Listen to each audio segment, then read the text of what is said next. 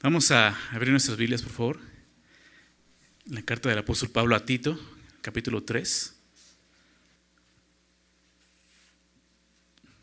¿Ya estás ahí?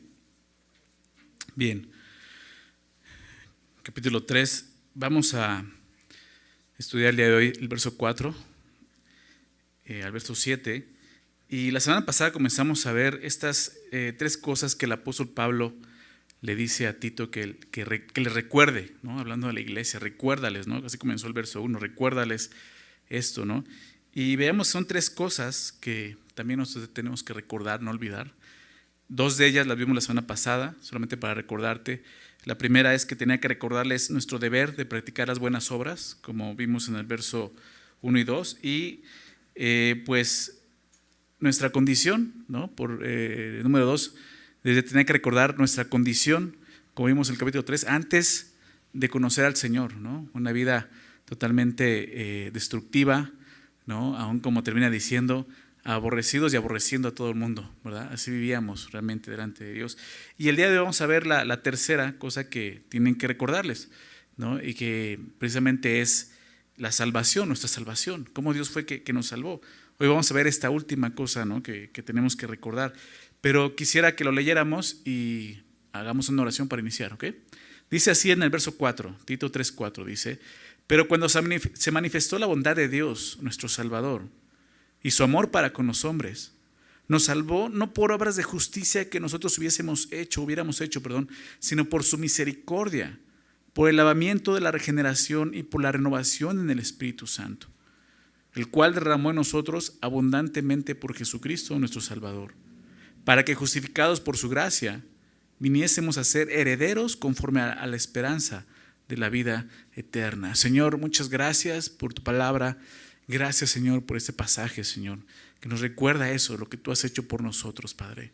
La semana pasada nos recordaste eso, Señor, de dónde nos sacaste, Señor, cómo vivíamos antes de conocerte, y el día de hoy nos recuerda, Señor, lo que hiciste por nosotros y la vida que ahora tú nos has dado en Cristo, Señor. Ayúdanos a meditar en estos versículos, Señor, a poder aprovechar tu palabra y que podamos meditar en ella y, Señor, escudriñarla de una manera agradable a ti, Señor. Y sobre todo, Señor, que podamos obedecer todo lo que tú nos quieres hablar a través de ella, Señor. Sabemos que tú nos amas, Señor, como lo dice el texto, y queremos responder a ese amor, Señor, obedeciendo lo que tú nos enseñas, Padre. Así que ponemos nuestras vidas, nuestros corazones, no solo nuestras mentes, nuestros corazones delante de ti, para que tú obres, Señor, de acuerdo a tu voluntad en cada uno de nosotros. Te lo pedimos en nombre de Jesús. Amén. Comienza diciendo pero, ¿verdad? De esos peros que aparecen en la Biblia, que son increíbles, ¿no? Como ese pero que aparece en Efesios 2, ¿no? Que igual muy similar, empieza hablando de nuestra condición antes de Cristo, ¿no? Estábamos muertos en delitos y pecados, extraviados, ¿no? Viviendo en concupiscencias, etcétera. Pero Dios, que es rico en misericordia, ¿verdad? O sea, ocurrió algo. Y aquí vuelve a hacer lo mismo, ¿no? Pero dice esto: pero cuando se manifestó la bondad de Dios, nuestro Salvador, y su amor para con los hombres, ¿no? O sea, ocurrió algo, ¿verdad? En nuestras vidas. Una vida así. O sea, aquí lo que vemos es que este pero nos muestra una transición de recordar la terrible condición en la que nos encontrábamos antes de aceptar a Cristo como Salvador, a nuestra condición presente de salvación. El día de hoy, si tú has confiado en Jesús para salvación, eres salvo, ¿verdad? Es lo que declara la palabra. Sí, somos personas salvas. ¿De qué? Pues de la vida que vivíamos, no en parte lo que vimos en el verso 3, pero de muchas otras cosas, ¿no? Principalmente del pecado, de la muerte, de la condenación, de una vida apartada eternamente de Dios. ¿Sí? Pero es esto, Dios nos salvó, ¿no? Pero cuando se manifestó, dice, la bondad de Dios, y nos recuerda esto, nuestro Salvador. ¿Cuándo se manifestó la bondad de Dios? ¿A qué se refiere esto? Pues en la cruz de Cristo. Obviamente la bondad de Dios todo ser humano la ha experimentado de alguna u otra manera. Y en su momento hemos hablado de eso. Cada persona que el día de hoy vive, tiene vida, es por pura gracia y porque Dios es bueno con él, ¿verdad? Porque todos hemos pecado y todos merecemos la muerte. No merecíamos gracia. En el momento en que nosotros nacemos deberíamos de haber muerto por nuestra condición, ¿sí? Pero Dios nos ha dado gracia, ha mostrado su bondad para todos los hombres. Pero la mayor manifestación de esa bondad, y es a la que Pablo se refiere aquí, es la cruz de Cristo. Ahí Dios manifestó su bondad en la salvación, enviando a su Hijo, a su único Hijo, a morir en una cruz por todos nosotros, por los pecadores, todos los hombres. Jesús llevó en la cruz el pecado de todos nosotros. ¿Sí? Esa es la manifestación de la bondad de Dios. Un versículo que podemos estar repitiendo en cada versículo de estos es Juan 3:16, que manifiesta esto, ¿verdad? Porque de tal manera, o sea, la Biblia quiere que tú y yo entendamos la manera, la magnitud en la que Dios manifestó su bondad, su amor. De tal manera amó Dios. ¿Se dan cuenta? De tal manera, no dice de tal manera perdonó Dios, dice de tal manera amó, porque es lo que Dios quiere que todo hombre conozca, su gran amor, su bondad. Eso es el Evangelio.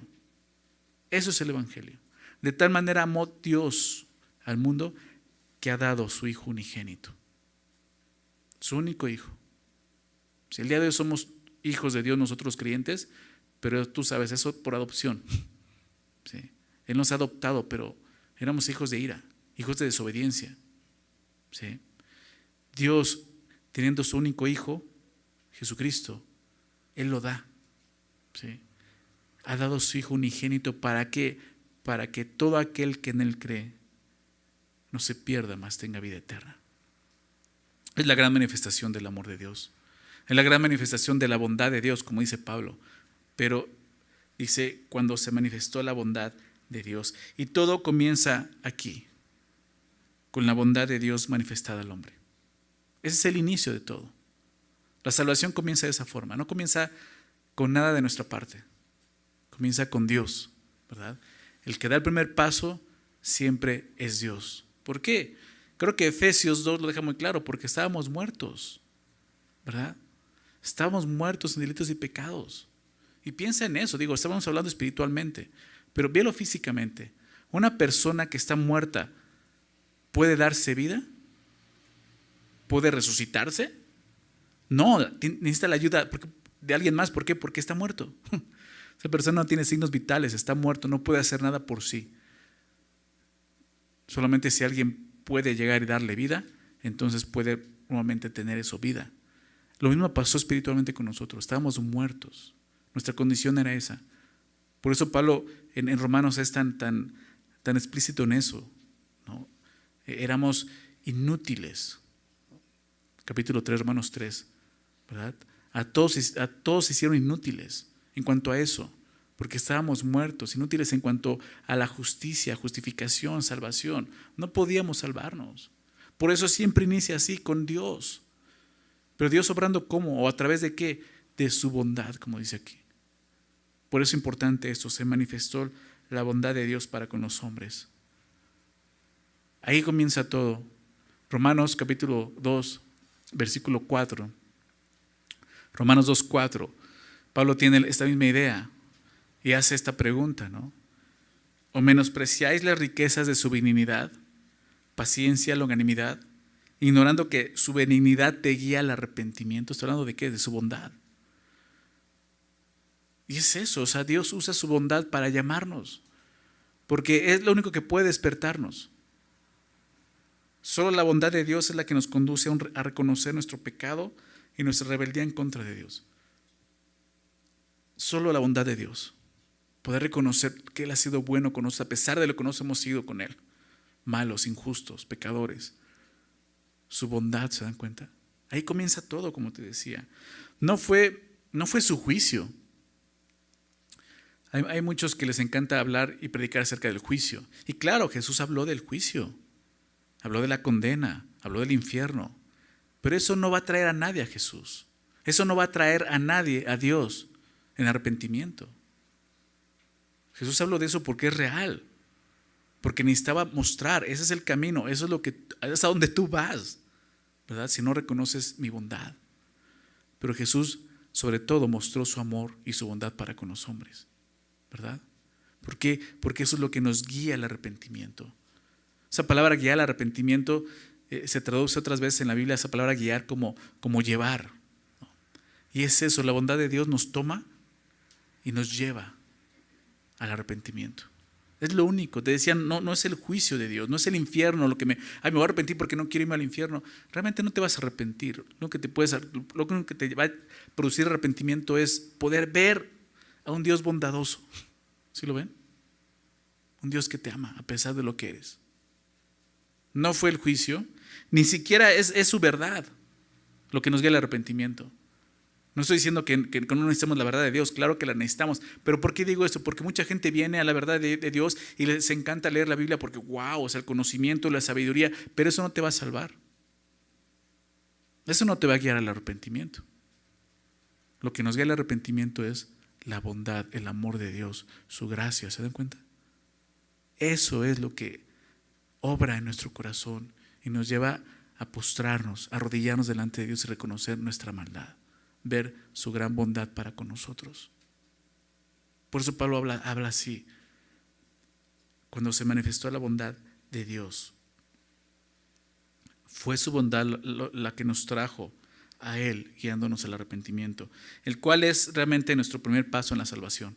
Arrepentimiento. Arrepentimiento. Tiene que haber eso.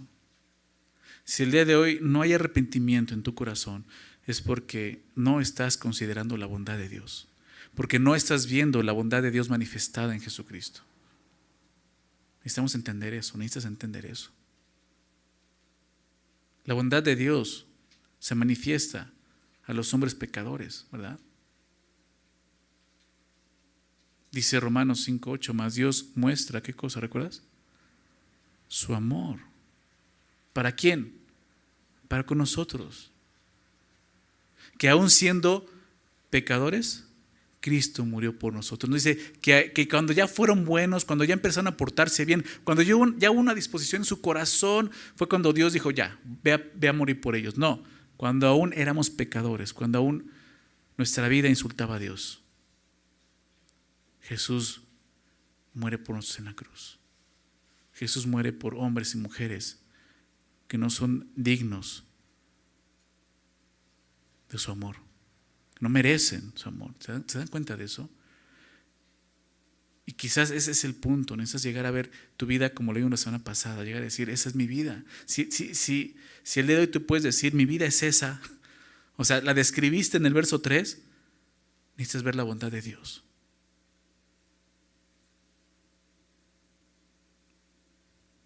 En algún momento todos tenemos que, si queremos conocer la bondad de Dios y la salvación de Dios, necesitamos identificarnos con el verso 3. Necesitamos llegar a ese punto de decir, eso es lo que soy.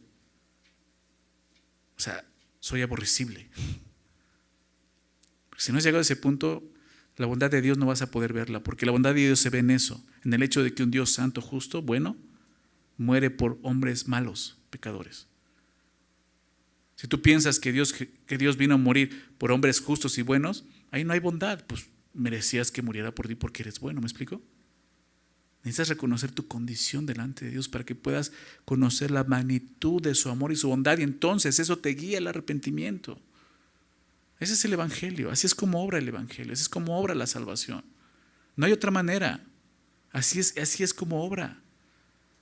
Por eso es tan importante que reconozcamos nuestra condición sin Cristo. Soy un hombre y una mujer pecadora, no puedo salvarme a mí mismo. Todo lo que hago insulta a Dios. Es un crimen delante de Dios, mi vida. Mucha gente ni siquiera llega a reconocer eso porque se siente buena en su propia justicia. Yo no soy tan malo. O sea, esa gente lo que está rechazando la bondad de Dios, ¿se dan cuenta?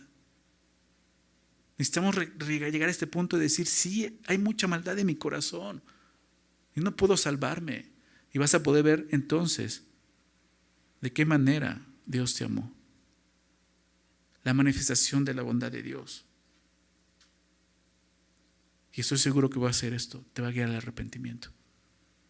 Por eso Pablo dice, pero cuando se manifestó la bondad de Dios, nos recuerda quién es Dios, nuestro Salvador, ¿verdad? Nuestro Salvador. Pero no solo eso, dice, y su amor para con los hombres. Lo mismo, su bondad, su amor. Dios ama lo que no merece ser amado. Lo deja claro. ¿Su amor para quién? Para con los hombres. Hombres, mujeres, que no merecen ser amados. Ningún ser humano, por más bueno que pueda verse, merece ser amado por Dios. Y menos de la manera tan profunda en que Él nos ama, con su amor incondicional y sacrificial, como lo manifestó en esa cruz. Dios te ama, Dios nos ama. Pero no porque haya algo bueno o especial en nosotros, todo lo contrario. Nos ama porque Él es bueno, ¿verdad? Creo que eso tenemos que entenderlo. Dios no nos ama porque haya algo bueno en nosotros. Él nos ama porque Él es el único bueno. ¿Me explico? ¿Por qué digo esto? Porque el día de hoy se predica un evangelio torcido, donde el hombre llega a creer esto: Él me ama porque yo soy bueno. Y no es así. Dios te ama porque tú eras malo y Él es bueno. Y ha manifestado su bondad. ¿Sí? Se predica un evangelio que está centrado en el hombre y no en Dios. Y tenemos que tener cuidado con ese evangelio, porque Pablo dice: si alguno predica otro evangelio diferente al que hemos anunciado, sea qué cosa, ¿recuerdas? Maldito, sea anatema. Es un evangelio que está centrado en el hombre y no en Dios, y le quita toda la gloria a Dios y la pone en el hombre. Y muchos cristianos viven así, pensando que se trata de ellos, y por eso no pueden tener la conducta correcta, como empezamos hoy la semana pasada. Ni siquiera pueden tener compasión y misericordia por los inconversos. ¿Por qué? Porque se sienten superiores, porque son el objeto del evangelio, el objetivo del evangelio, y no es así. Dios nos salvó con el único propósito de manifestar su bondad y su amor, es lo que vemos aquí. Ese es el objetivo del evangelio. El hombre no conocía esta bondad y este amor. En un inicio te decía, claro, todo hombre ha llegado a conocer la gracia de Dios de alguna manera, su bondad, en qué tener vida. Muchos no se dan cuenta, pero nosotros como creyentes lo entendemos. Cada persona que el día de hoy está viva es porque Dios la ama, porque Dios le está mostrando gracia, porque Dios le está mostrando su bondad, ¿verdad? Lo sabemos. Pero ningún ser humano había conocido el amor y la bondad de Dios de esta manera. Adán y Eva, vámonos desde el inicio. Adán y Eva, primer hombre, la primera mujer, antes del pecado, perfección. Tener una relación con Dios. No había pecado. Pueden experimentar su bondad, su amor, pero nunca como tú y yo lo hemos experimentado.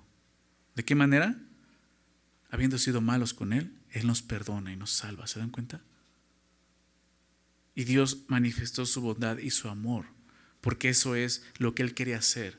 Fue hasta que Dios decidió manifestarlo en su Hijo que el hombre tuvo la oportunidad de conocer el gran amor de Dios. Por lo tanto, el fin, como te decía, el objetivo de la salvación no es el hombre, no somos tú y yo, sino el amor y la bondad de Dios. Dios quería manifestar su bondad, su amor para todos. Un amor y una bondad que no hubiéramos podido llegar a conocer si no hubiera sido por la salvación. ¿Se dan cuenta? Eso es el objeto del evangelio, es el fin del evangelio. No somos tú y yo. No pienses eso de que pues sí, Dios me salvó y pues porque Dios me ama mucho y Dios me ama tanto que pues me viene a salvar a pesar de lo que ya me salva porque me ama y entonces soy yo lo principal del evangelio. No, es su bondad y su amor, lo que Pablo dice aquí. ¿Están de acuerdo? O sea, tenemos que renovar nuestro entendimiento y entender esto. Se trata de Él, es para su gloria. El evangelio glorifica a Dios, no al hombre. El evangelio está mostrándonos y enseñándonos esto. Dios es bueno, bondadoso, amoroso. ¿Sí? Yo no. Por eso comienza diciendo esto Pablo. Cuando Dios decidió manifestar su bondad y su amor para con los hombres. Dice el verso 5. Nos salvó. Nos salvó. ¿Te das cuenta? Lo que te decía. Dios decide mostrar su bondad y su amor para con los hombres. ¿Cómo? Salvándonos. Salvándonos. Dios pudo haber simplemente haber querido no salvarnos y no dejaba de ser amoroso y bondadoso, pero Él quiere manifestarlo. Él quiere que tú y yo lo conozcamos y que nuestra adoración se enfoque en eso, en su amor, en lo que Él ha hecho por nosotros. Eso es importante porque es la clave para que tú y yo podamos realmente vivir vidas que le agraden a Él. Nosotros le amamos a Él porque Él nos amó primero. ¿Te das cuenta? El primer paso, ¿quién nos da? Dios. ¿Cómo? Amándonos. Y la respuesta nuestra al comprender ese amor, que no merecemos nada, y que es eso, pura manifestación de quién es Él, nuestra respuesta es amarlo. Primer mandamiento. A lo que no podemos cumplir en nuestras fuerzas. Es el amor de Dios. Es su gracia, como veíamos hace unas semanas. Es su amor que va a movernos. Y Dios que hace nos salva, nos salvó, dice el texto. Nuevamente, la salvación es de Dios. Se está refiriendo a Él, la salvación es de Dios. Cada aspecto de la salvación es de Dios. Le pertenece y la hace. El apóstol Pablo se ha encargado de dejar muy claro esto. Fíjate lo que dice el capítulo 1, verso 3 y 4. Y a su debido tiempo manifestó su palabra por medio de la predicación que me fue encomendada por mandato de ¿quién? ¿De Dios quién? Nuestro Salvador. A Tito, verdadero hijo en la común fe, gracia, misericordia y paz de Dios Padre y del Señor Jesucristo, ¿quién? A nuestro Salvador. En el capítulo 2 lo vimos, verso 10. No defraudando, sino mostrándose fieles en todo, para que en todo adornen la doctrina de Dios, ¿quién? Nuestro Salvador. Verso 13 del capítulo 2. Aguardando la esperanza bienaventurada de la manifestación gloriosa de nuestro gran Dios y Salvador, Jesucristo, ¿no? Y aquí lo vimos en el verso anterior, en el verso 4, de Dios nuestro Salvador. O sea, hay mucho énfasis en eso, ¿se dan cuenta? O sea, Pablo quiere dejar bien claro, es Dios quien nos salvó. La salvación le pertenece a Dios. Él es quien nos ha salvado. Recordar nuestra salvación, ¿de dónde proviene?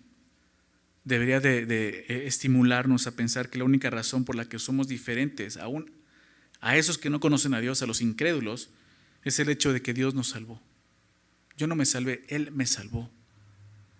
Y estamos viendo esa sección donde Pablo lo que quiere es que nosotros podamos tener empatía con los inconversos, ¿verdad? Que podamos ser luz en medio de ellos. Que nuestras vidas puedan ser un reflejo del Evangelio, que ellos puedan conocer a Dios a través de nuestro estilo de vida. Pero tenemos que recordar estas cosas. Esto no comienza simplemente en cómo vivo, sino comienza en cómo pienso. La doctrina me va a llevar a humillarme y a tener una actitud correcta aún delante de ellos, que muestre la luz de Cristo.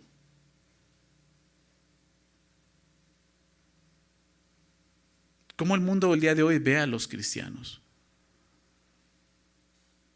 ¿Te has puesto a pensar en eso? ¿Has escuchado comentarios de la gente? ¿Por qué a veces no queremos decir que somos cristianos? Digo, la mayoría de las veces porque no queremos padecer, pero muchas veces está por vergüenza, porque ya el mundo tiene al cristiano en un concepto muy, muy malo. O sea, como los cretenses, ¿no?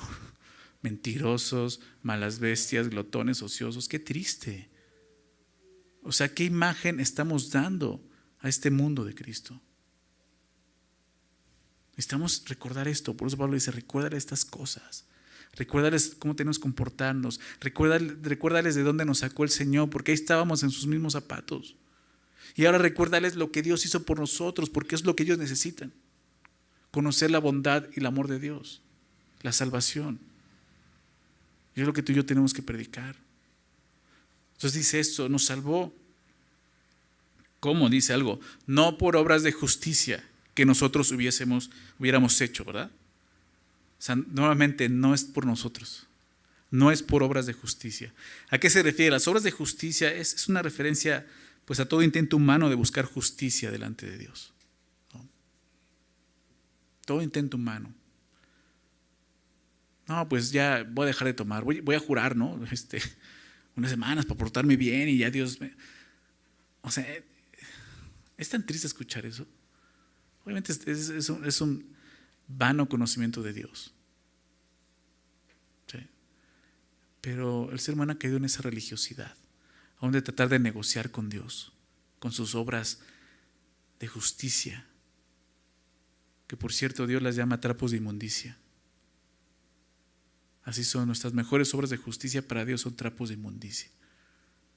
Son trapos sucios, apestosos. O sea, no sirven de nada. Dios como diciendo, ¿crees que con eso vas a conseguir apaciguar la ira que tú has generado con tu pecado en mí? ¿Conjurar 2 semanas? ¿Dejar de tomar? ¿De drogarte? Yo sé que no puedes. No puedes. Ese no es el camino. Por eso dice, no por obras de justicia que nosotros hubiéramos hecho. Nada de eso sirve delante del Señor. Obras de justicia es todo intento humano de poder ser justo delante de Dios. Se refiere a obras totalmente humanas que proceden del hombre y no de Dios. El contraste de las obras de justicia son las buenas obras que hemos visto, que Dios ha preparado de antemano para que andemos en ellas. ¿Recuerdas Efesios 2:10? Para buenas obras, para buenas obras, para buenas obras. O sea, tiene ese calificativo, buenas, ¿verdad? Para buenas obras. Por tanto, si son buenas, no provienen del hombre. Porque todo lo que hay en nosotros es malo. O tienen un proceder malo. Aunque sea una buena obra, tienen una motivación mala. Por eso cuando veas que dice buenas obras, se refiere a las obras que Dios nos ha dado en Cristo Jesús. Obras de justicia son las obras de los hombres que nos sirven. Trapos de inmundicia. Por eso dice, no es por obras. Efesios 2:9, no por obras para que nadie se gloríe. La salvación no depende de nosotros y nunca lo ha hecho. No puede porque estábamos muertos, ¿recuerdas? Es Dios. Portarnos bien, echarle ganas.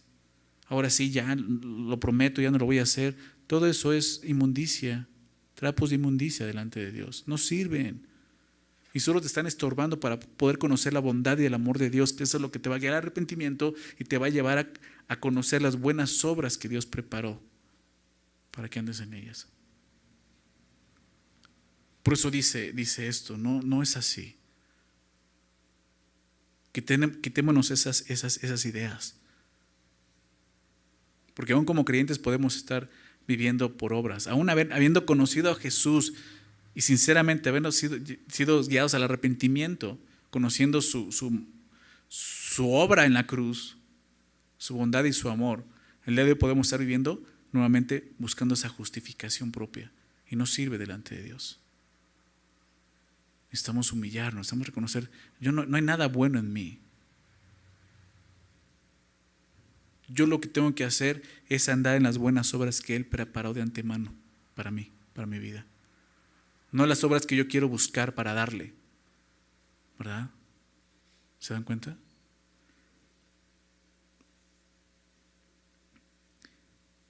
Unos judíos le preguntaron una vez a Jesús, Juan 6, cuando Él se manifiesta como el pan de vida, ¿recuerdas? Le preguntaron, ¿qué debemos hacer para poner en práctica las obras de Dios? ¿Conocen ese pasaje? Es Juan 6, versículo 28 y 29. ¿Qué debemos hacer para poner en práctica las obras de Dios? ¿Qué debemos hacer? Jesús responde, fíjate lo que responde Jesús. Esta es la obra de Dios, no la obra del hombre. ¿De quién es la salvación? De Dios. Esta es la obra de Dios, que creáis en el que Él ha enviado. No es la obra del hombre. Ay, pero me está pidiendo que yo haga algo. No, está pidiendo que creas en algo que Él ya hizo. ¿Te das cuenta? Que creáis en el que Él ha enviado. Que está hablando de Jesús mismo. Él es Dios, Él vino aquí con un propósito. Cuando dice que ha enviado, está mostrando que hay una obra que Él vino a hacer. La cruz. Y ahí comienza. Es la respuesta. Creer simplemente en lo que Él ha hecho. Creer que Él vino a morir por los injustos, no por los justos. Que vino a morir por los pecadores, llevando el pecado de todos ellos en la cruz. Reconociendo que somos pecadores. Y ahí comienzan las buenas obras de Dios. Esta es la obra de Dios. Ellos dicen, ¿qué debemos hacer? En un sentido, justificación. A ver, dinos entonces, ¿qué tenemos que hacer? O sea, que guardar la ley, ¿no? Guardar el sábado, circuncidarnos los que no somos judíos, ¿no? Cree en lo que Él ya hizo. ¿Lo ven? De eso se trata. Y así es como Dios nos salva. No por obras de justicia que tú y yo hubiésemos hecho. Ninguna obra de justicia, ningún intento humano de alcanzar la justicia delante de Dios puede producir salvación. Tristemente, la Iglesia Católica se ha enfocado en eso y ha torcido totalmente el Evangelio. Aún predicando eso, que si tú haces obras, vas al cielo. Ese no es el Evangelio de Jesucristo. Es un evangelio totalmente pervertido. ¿Se dan cuenta? Eso no viene de Dios. Es maldito. Ese es el evangelio. No hay nada que tú y yo podamos hacer para alcanzar justificación delante de Dios. Lo que podemos hacer es rendirnos a su gran amor y su bondad. Y arrepentirnos. Si las obras de justicia pudieran salvar a alguien, si las obras de justicia pudieran producir salvación, entonces la cruz de Cristo sería en vano. ¿Estás de acuerdo? Sería en vano. La misma cruz demuestra que solo existe un camino de salvación y Jesús lo dijo: yo soy el camino. No dijo: yo soy uno de los caminos. Yo soy el camino. Hubiera sido una insensatez de parte de Dios enviar a su único hijo a morir de una manera tan espantosa, sabiendo que las obras de justicia humanas pueden salvar al hombre. La misma cruz muestra que solo hay un camino de justificación delante de Dios. Pero a veces hasta eso nos cuesta porque somos orgullosos. No queremos aceptar que yo no puedo y que otro lo hizo por mí. Pero eso es el evangelio. No hay nada que tú y yo hubiéramos hecho para lograr la salvación. La salvación solo es de Dios y fue a través, como vemos aquí, de su misericordia. Que es lo que dice: no es por obras de justicia, sino por su misericordia. Sino por su misericordia. ¿Lo ven? Aquí podemos recordar el significado de estas dos palabras que vamos a ver: misericordia y más adelante gracia. Ya hablamos de la gracia, pero déjame recordarlo. Misericordia es no darte lo que mereces. Eso es misericordia. Tú y yo merecíamos la muerte, merecíamos la condenación, merecíamos el infierno, y Dios no nos dio eso, porque tuvo misericordia de nosotros. Eso es misericordia. Y gracia es darte lo que no mereces. Nosotros no merecíamos salvación, no merecíamos vida eterna, ¿verdad? Y Dios nos dio lo que no merecíamos, su gracia. Esas dos cosas operan en la salvación: su misericordia y su gracia. ¿Sí ven la diferencia? Y dice: somos salvos, ¿por qué? Por su misericordia. Porque Él tuvo misericordia. Misericordia viene del latín, de estas palabras que se enfocan en la miseria, y cordia habla de cardio, del corazón. Y habla de esto, en sentir en el corazón la miseria de otra persona. De ahí viene la palabra misericordia. Sentir eso, el dolor y la tristeza o la condición terrible de otra persona en la que se encuentra. Eso fue lo que Dios tuvo por nosotros. Y por eso nos salvó. ¿Se dan cuenta? No es porque de repente ya decidiste portarte bien. Bueno, ya voy a la iglesia, ya voy a ir ya para que ya me porte bien. Y no. Eso no sirve, son obras de justicia. Fue porque Dios tuvo misericordia de ti. Si Dios nos salvó por su misericordia, ¿no deberíamos nosotros también mostrar la misma misericordia? El contexto es ese, recuérdalo. ¿Cómo tenemos que ser con la gente de afuera?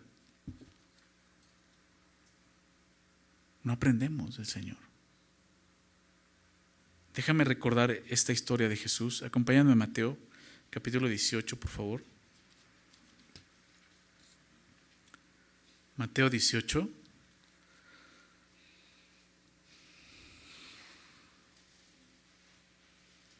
En el contexto está hablando del perdón, pero tiene que ver con esto que estamos viendo el día de hoy, su amor, su misericordia. Y lo va a decir así. Fíjate lo que dice el verso 23, Jesús está explicando, ¿no? Y dice, por lo cual, dice, el reino de los cielos es semejante a un rey. O sea, está diciendo más o menos de qué se trata el reino de los cielos. Dice, es semejante a un rey que quiso hacer cuentas con sus siervos y comenzando a hacer cuentas le fue presentado uno que le debía 10,000 talentos. Perdón, eso es mucho dinero. Muchísimo. O sea, realmente es una historia donde Jesús busca exagerar esto para que podamos entender la magnitud del perdón de Dios y su misericordia para con nosotros. O sea, debía muchísimo dinero. ¿A qué grado? Fíjate lo que dice. A este, como no pudo pagar, obviamente no podía pagar algo así, ordenó su señor venderle, y a su mujer e hijos y todo lo que tenía para que se le pagase la deuda. O sea, tenía que venderse él mismo junto con su familia. Esa era nuestra condición sin Cristo. No podíamos pagar esa deuda. Ni siquiera una eternidad en el infierno podía pagar esa deuda por nuestro pecado, que se generó por nuestro pecado. ¿Se dan cuenta? Dice entonces, verso 26, entonces aquel siervo, postrado, le suplicaba, diciendo, Señor, ten paciencia conmigo y yo te lo pagaré todo. El Señor de aquel siervo, movido ¿a qué cosa? A misericordia. ¿Qué hizo? Le soltó y le perdonó la deuda. Eso es lo que Dios ha hecho con nosotros, ¿no? Cuando reconocemos nuestra condición, nuestra deuda, lo que nos queda es confiar en su misericordia y postrarnos. ¿Y qué va a hacer Dios? Nos va a perdonar la deuda. Dice que hizo esto. ¿Pero qué sucedió? Pero saliendo él de la iglesia, bueno, no sé si, pero velo así. Pero saliendo aquel siervo, halló a uno de sus consiervos que le debía 100 denarios. Y haciendo de él, dice, le ahogaba, diciendo, págame lo que me debes. O sea, la deuda que él le tenía, ese siervo a él, no se comparaba para nada de la deuda que le acaba de ser perdonada, obviamente. Está hablando aquí de que le debía 100 denarios. Si no mal recuerdo, un denario es el sueldo de un obrero. O sea, 100 días, ¿no? De un sueldo mínimo, ¿no? Pero él le decía, o sea, págame lo que me debes. Entonces su consiervo, postrando a sus pies, le rogaba, diciendo, ten paciencia conmigo, yo te lo pagaré todo. Lo mismo que él pidió, lo mismito que él le dijo. Mas él no quiso, sino fue y le echó en la cárcel hasta que pagase la deuda. Viendo sus consiervos lo que pasaba, se entristecieron mucho. Y fueron y refirieron a su señor todo lo que había pasado. Entonces, llamándolo a su señor, le dijo, siervo malvado, toda aquella deuda te perdoné porque me rogaste. Fíjate lo que dice el verso 33. ¿No debías tú también tener, qué cosa? Misericordia de tu consiervo como yo tuve misericordia de ti. ¿No debe de haber misericordia en nuestro corazón por aquellos que no conocen la gracia de Dios? ¿Por aquellos que siguen una condición como lo vimos en el verso 3? Entonces, quizás si no podemos mostrar misericordia es porque ni siquiera hemos entendido la bondad y el amor de Dios para con nosotros en la salvación. No hemos entendido que fuimos salvos por su misericordia, no por nuestras obras. Fue por su misericordia. Y si tú y yo hemos recibido esa misericordia, podemos mostrar esa misma misericordia para los incrédulos el día de hoy. Dejemos a un lado en serio esa actitud hostil en contra de los que no han creído en Jesús, como si fuéramos superiores a ellos. Necesitamos recordar esto. La salvación no fue tuya como para que te puedas gloriar y decir, yo ya lo logré. A ver, tú no puedes. Fue misericordia de Dios. ¿Sí lo ven? Necesitamos recordar eso. Regresando a Tito, dice entonces eso, ¿no? Nos salvó por su misericordia. Y dice, va a decir dos cosas más importantes. Número 1 dice, por el lavamiento de la regeneración. Por el lavamiento de la regeneración. ¿Qué significa esto? Cuando fuimos salvados, fuimos lavados de nuestro pecado. Todo lo que estaba sucio en nosotros, Jesús lo lavó para hacernos nuevos. Eso es lo que está diciendo. Hubo un lavamiento espiritual en nuestra vida. Todo lo del el versículo 3 fue lavado. ¿Se dan cuenta? Eso es lo que está diciendo. Algunos ven esta frase, lavamiento de la regeneración, como una referencia al bautismo en agua. Cuando una persona se bautiza.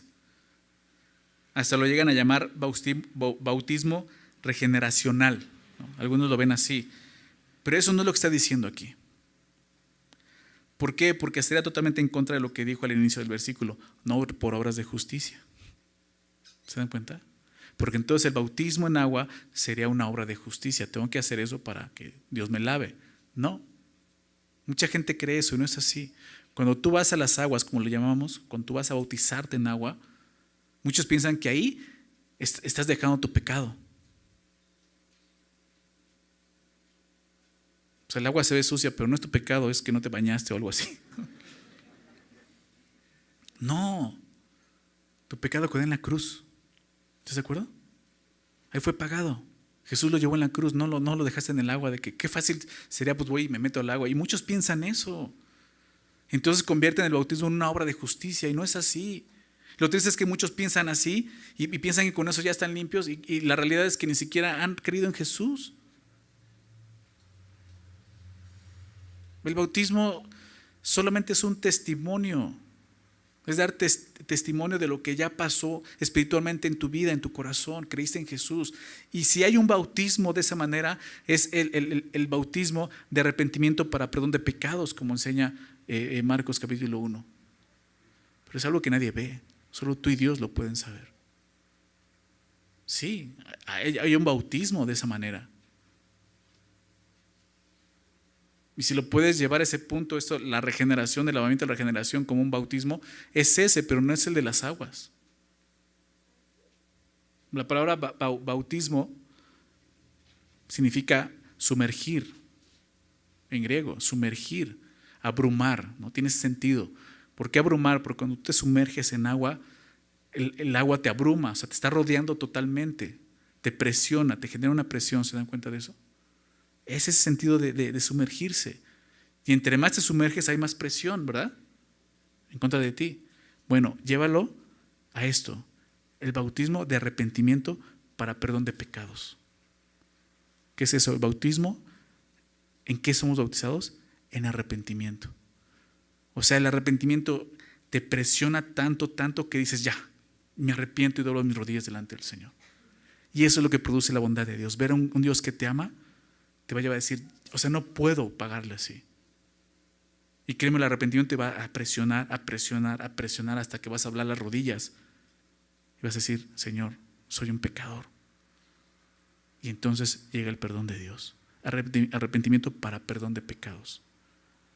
Lo otro, el bautismo en agua simplemente, que es lo que hacía Juan el Bautista, ¿recuerdas? Él predicaba eso. El bautismo de arrepentimiento para perdón de pecados, pero se manifestaba en el bautizo en agua. Y es lo que hacemos. Pero eso no es una obra de justicia. Eso no va a salvar a nadie. ¿Okay? El lavamiento de la regeneración, como te dice, algo espiritual que ocurre en tu corazón cuando crees en Jesús. Lo aceptas, reconoces tu pecado, te arrepientes. Y Dios hace lo que nadie puede hacer por ti. Lavarte. Esto es a lo que se refiere. El bautismo en agua no agrega nada a la salvación. No es un requisito para la salvación. Eso sería una obra de justicia, como te decía. El bautismo en agua solo es el testimonio público de un nuevo nacimiento. A eso se refiere esta regeneración. Nuestros pecados no son lavados cuando nos bautizamos en agua, sino cuando creemos en Jesucristo para salvación. La palabra griega que se traduce por regeneración aquí, en el verso 5, significa literalmente nuevo nacimiento. Nuevo nacimiento. Y creo que eso lo entendemos, ¿verdad? O sea, regeneración es un nuevo nacimiento, nacer de nuevo. Y eso nos recuerda la historia de Nicodemo, ¿verdad? ¿Quieres acompañar a ella? Juan 3. Juan 3. Llega este fariseo, este judío, delante de Jesús a preguntarle. Más bien ni le pregunta nada. Pues llega a decirle, Señor, sabemos que maestro, no le dice rabí, maestro, sabemos que vienes de Dios porque las obras que tú haces no las puede hacer otro si no viene de Dios. Pero el problema de que él no estaba viendo quién era realmente Jesús. O sea, Jesús es Dios. Nicodemo, las obras que está mostrando quién es el Salvador, lo que vino a hacer por ti. Pero él simplemente está diciendo, eres un maestro. No te equivoques. Y por eso Jesús le dice lo necesario. Nicodemo, necesitas esto. Déjame leerlo en el verso 3, Juan 3, versículo 3. Respondió Jesús y le dijo, de cierto te digo, que el que no naciere de nuevo, no puede ver el reino de Dios. Nicodemo, necesitas nacer de nuevo. De eso es lo que está hablando Tito 3:5, un nuevo nacimiento. Es lo que Jesús enseñó, necesitas nacer de nuevo. ¿Qué significa esto? Nicodemo le dice, ¿cómo puede un hombre nacer siendo viejo? ¿Puede acaso entrar por segunda vez en el vientre de su madre y nacer? No, Nicodemo. Jesús le responde, de cierto te digo que el que no naciere de agua y de espíritu no puede entrar en el reino de Dios. Habla de los nacimientos. De agua no estoy hablando del bautismo, obviamente. No tiene sentido que esté hablando del bautismo, estoy hablando de dos nacimientos. El agua se refiere al nacimiento carnal, ¿verdad? Pero habla de un nacimiento ahora espiritual. El que no nace de agua y del espíritu, y del espíritu está con E mayúscula, hablando del Espíritu Santo, no puede entrar en el reino de Dios. Lo que es nacido de la carne, carne es el primer nacimiento. Y lo que es nacido del espíritu, espíritu es. No te maravilles, Nicodemo, no te maravilles, no te sorprendas de que te dije, te es necesario nacer de nuevo. Y es necesario el nuevo nacimiento para la salvación. Y esa no es una obra nuestra. Es algo que Dios produce. Es el lavamiento de la regeneración, el lavamiento del nuevo nacimiento. Es lo que está diciendo Tito. ¿Cómo comienza eso? Cuando creemos en Jesús para salvación. Nos da vida, una nueva vida en Cristo, una vida espiritual que no existía porque estábamos muertos espiritualmente. Y nacemos de nuevo en el Espíritu. Tito nos recuerda esto, Pablo ahí en Tito. Por el lavamiento de la regeneración, por el nuevo nacimiento. ¿Sí lo ven? Es interesante eso. Pon atención en esto, es un nuevo nacimiento. Regeneración, ¿verdad? No dice la reformación. Porque muchos piensan en eso.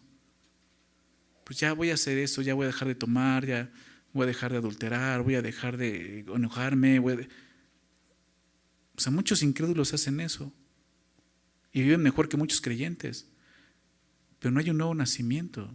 Simplemente es una reforma en tu estilo de vida. No dice la reformación, dice la regeneración. ¿Por qué? Porque Dios no quiere cambiar unas cuantas cosas en nosotros. Él quiere hacernos nuevos. Tú y yo necesitamos eso, una vida nueva. Necesitamos una naturaleza nueva. El problema está ahí, en nuestra naturaleza. Nuestra naturaleza sin Cristo es pecaminosa, verso 3. Así es nuestra naturaleza, por eso pecamos, porque somos pecadores. Es nuestra naturaleza. Necesitamos una nueva naturaleza. ¿Se dan cuenta? A eso se refiere a la regeneración, nuevos en Cristo. 2 Corintios 5:17, de modo que si alguno está en Cristo, ¿recuerdas? Nueva criatura es. Las cosas viejas pasaron, aquí todas son hechas nuevas. Una nueva creación. Jesús quiere eso. Jesús no vino a parchar tu vida. Él vino a darte una nueva vida. Esa es la regeneración. Y solo lo puede hacer Él. Lo siguiente que dice al final, verso 5, y por la renovación en el Espíritu.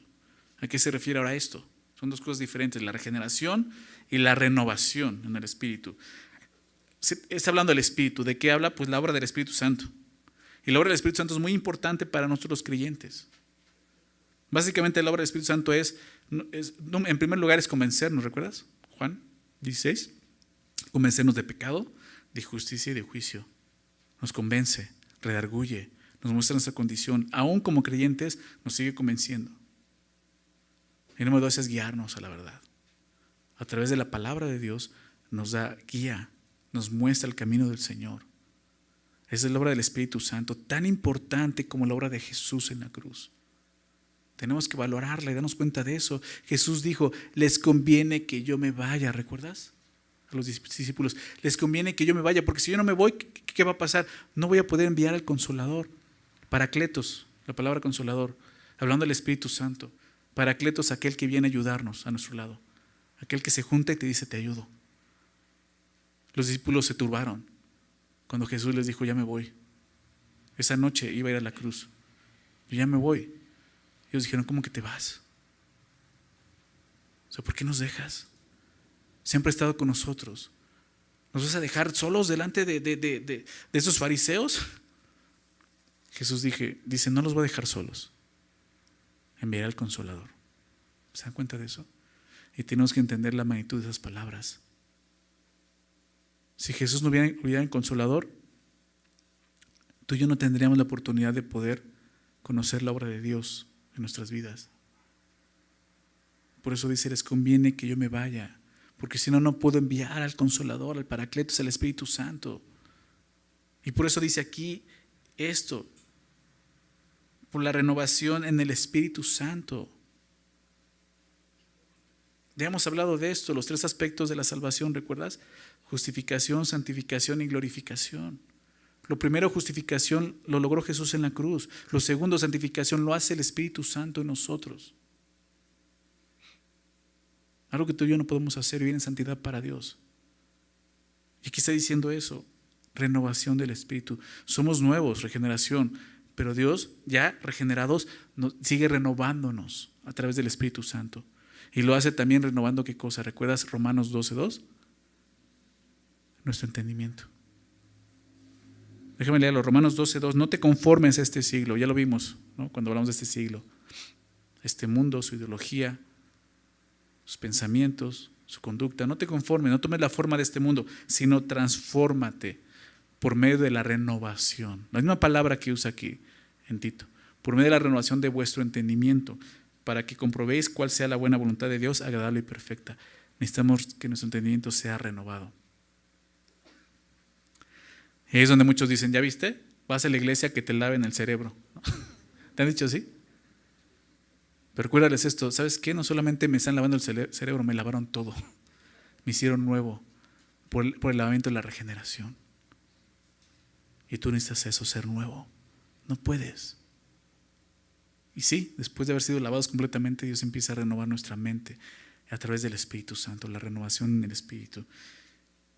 Romanos 8:11 también dice esto. Romanos 8:11 dice, y si el Espíritu de aquel que levantó de los muertos a Jesús, o sea, ¿qué capacidad?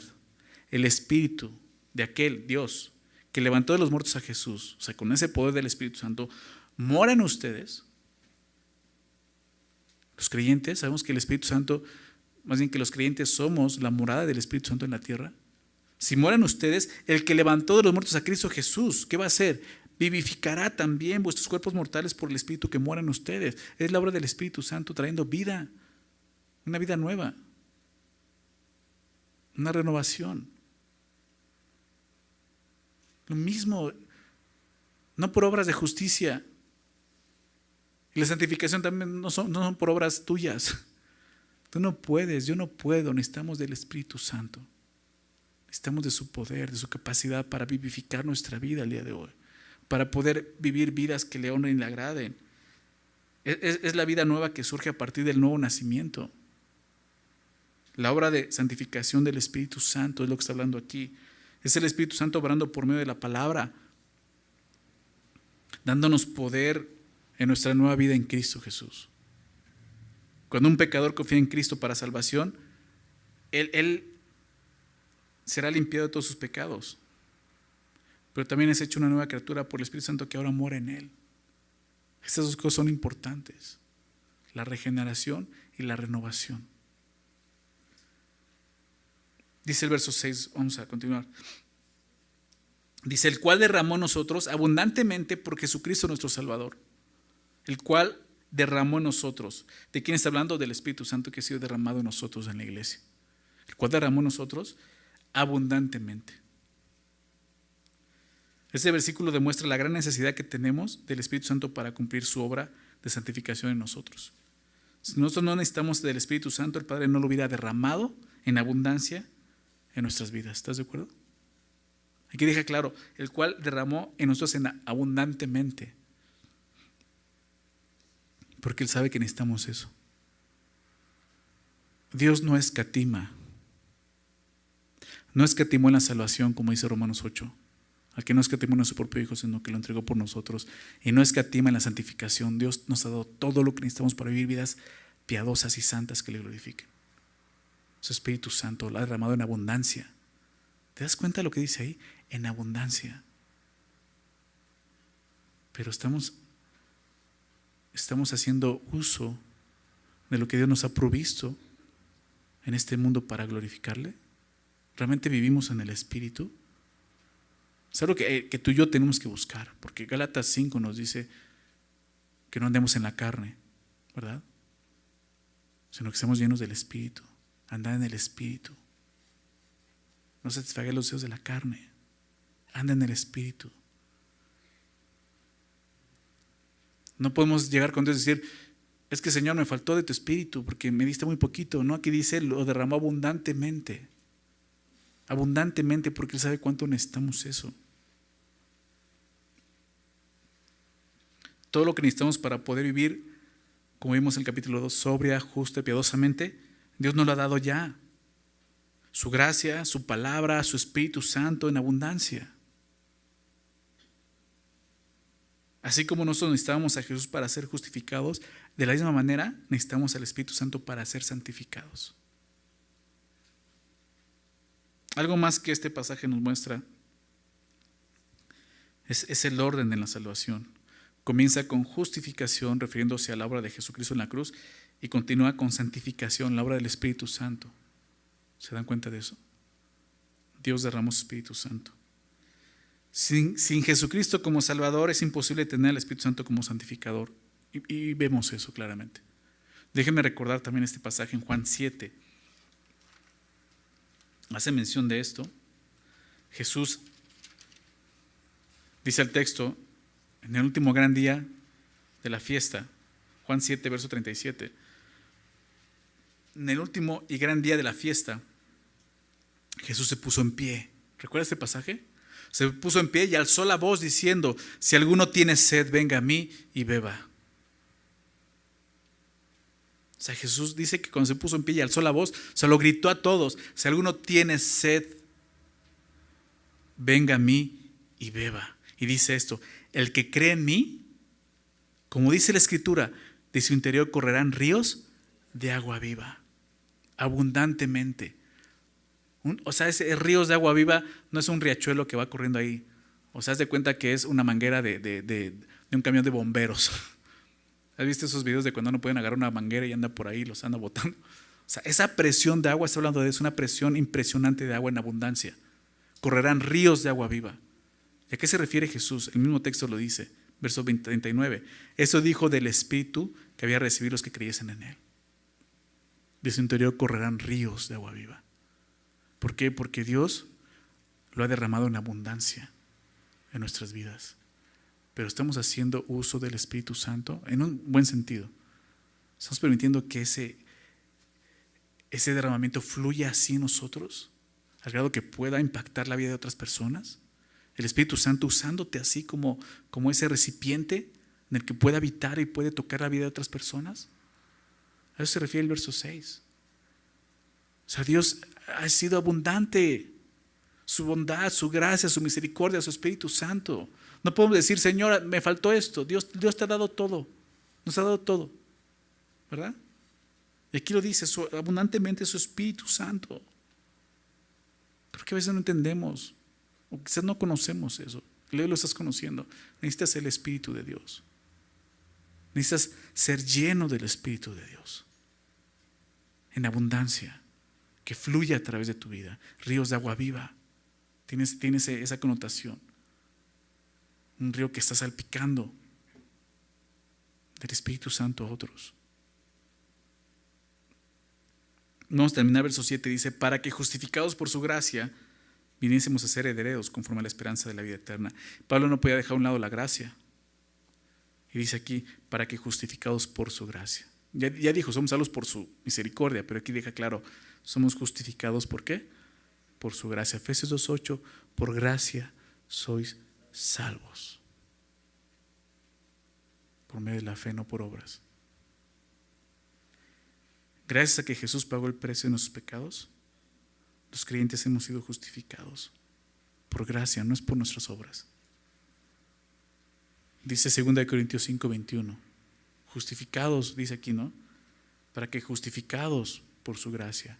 2 Corintios 5:21 dice, al que no conoció pecado, hablando de Jesús, al que no conoció pecado, de ninguna manera tuvo un contacto, fue involucrado con el pecado, no lo conoció, por nosotros los pecadores, lo hizo pecado. ¿Para qué? Para que nosotros los pecadores fuésemos hechos justicia de Dios. ¿En quién? En Él, en otro. Justificados. Justificados significa otro hace esa obra por nosotros y nos justifica delante de Dios. Hechos justicia de Dios en Él. Qué increíble estas palabras. Ojalá lleguemos a comprender esto. Justificado es eso. Dios te ve como si nunca hubieras pecado delante de Él. Qué increíble, ¿no? Como si nada hubieras hecho.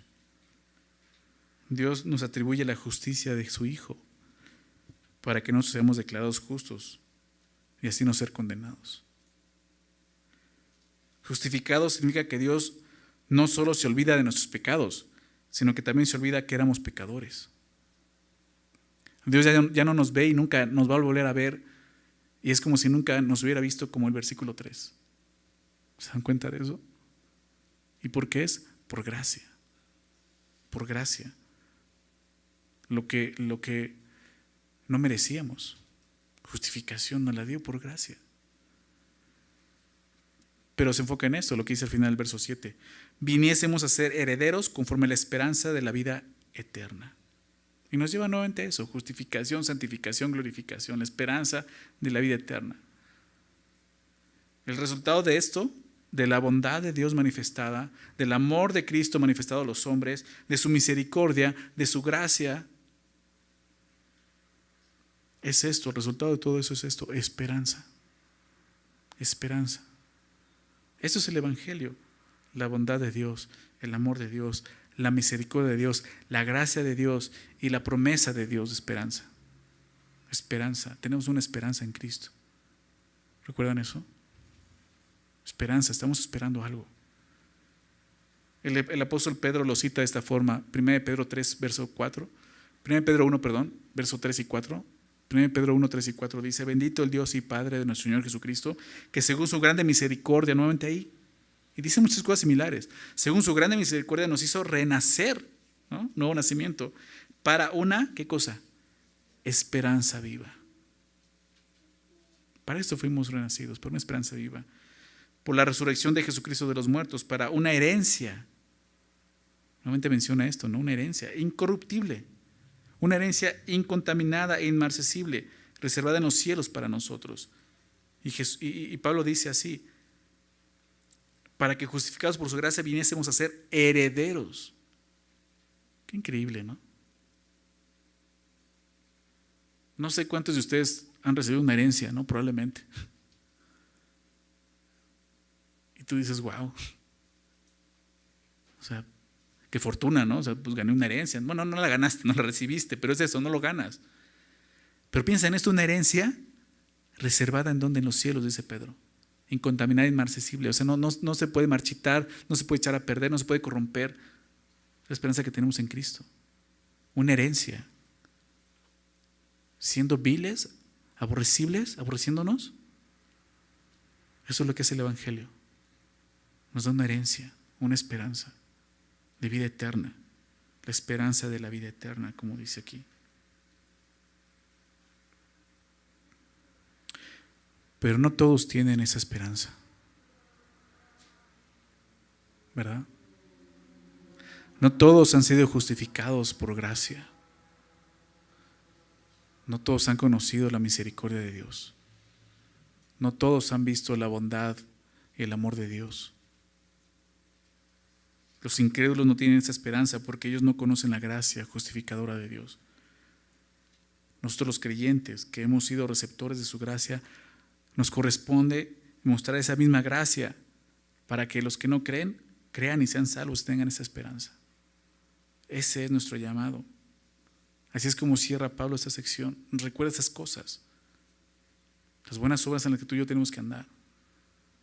Nuestra condición antes de Cristo, para recordar cómo están ellos y lo que Dios ha hecho en la salvación, porque eso es lo que ellos necesitan. Ellos no tienen esperanza, recuerda esto, tú y yo sí la tenemos. Y no tenemos por qué jactarnos, porque todo esto no fue por nosotros, fue por su gracia y misericordia. No lo merecíamos, al igual que ellos no merecen. No merecen que Dios los ame. No merecen que tú los ames. Pero sobre todo no merecen que Dios los ame y sin embargo los ama. Seamos luz en este mundo. Recordemos lo que Dios ha hecho por nosotros. Y si tú el día de hoy no has puesto tu fe en Jesús y escuchaste esto, el día de hoy tú puedes doblar tus rodillas, ver el amor de Dios, reconocer cuánto te ha amado y que Él quiere darte esa esperanza de vida eterna. Hay una esperanza, es real. Esto no es un cuento, es real. Jesús prometió vida eterna. ¿Por qué? Porque hay una muerte eterna. Y sé, como te decía al principio, eso no es lo que te va a guiar al arrepentimiento. Pero es real, hay una muerte eterna. Y si no ves la gracia de Dios, su bondad y su amor y te arrepientes, ese va a ser tu fin. El día de hoy, pon tu fe en Jesús. Ve su gran amor. Ve cuánto te ha amado. A pesar de lo que eres, ve cuánto te ama. Dobla tus rodillas. Arrepiéntete. Pídele perdón. Goza de esto, de una nueva regeneración, una nueva vida en Cristo. Deja que el Espíritu Santo venga como esos ríos de agua viva a impactar tu vida, a usarte en este mundo. Y sobre todo que puedas tener esa esperanza viva, como dice el apóstol Pedro, de vida eterna. Vamos a terminar con una oración, ¿ok? Señor, muchas gracias por tu palabra. Gracias por el día de hoy recordarnos esa gran obra de salvación, Señor, que tú hiciste en la cruz. Y como veíamos, y lo has dejado tan claro, y en tu palabra es tan clara, Señor, la salvación es tuya, tú eres el Salvador. Nosotros no somos salvadores, Señor. Tú eres el único Salvador, porque eres el único que tiene el poder de hacerlo. Y te damos gracias por salvarnos, manifestando tu bondad, tu amor para con nosotros. No por obras de justicia como leíamos, sino por tu misericordia, Señor. Gracias por amarnos de esa manera. Gracias por darnos un nuevo nacimiento, porque es lo que necesitábamos, Señor. No necesitamos simplemente cambiar algunas cosas en nuestro estilo de vida, necesitamos una vida nueva, Señor. Y nos la has dado en Cristo. Y el día de hoy lo sigues haciendo a través de tu Espíritu Santo, renovándonos. Sigue haciendo esa obra. Gracias por haber derramado tu Espíritu Santo en abundancia en nosotros. Gracias, Señor. Ayúdanos a vivir así, Señor, reconociendo tu gracia una vez más y entendiendo, Señor, que tenemos una herencia que no merecíamos, una esperanza de vida eterna. Gracias, Señor. Permítenos salir al mundo, Señor, y proclamar este mensaje de salvación con un estilo de vida que realmente esté de acuerdo con lo que predicamos, Señor. Que la gente pueda ver que es real. Vidas transformadas, vidas nuevas, regeneradas, renovadas en Cristo Jesús. Señor, gracias por tu palabra y gracias por ese tiempo. En el nombre de Jesús oramos. Amén.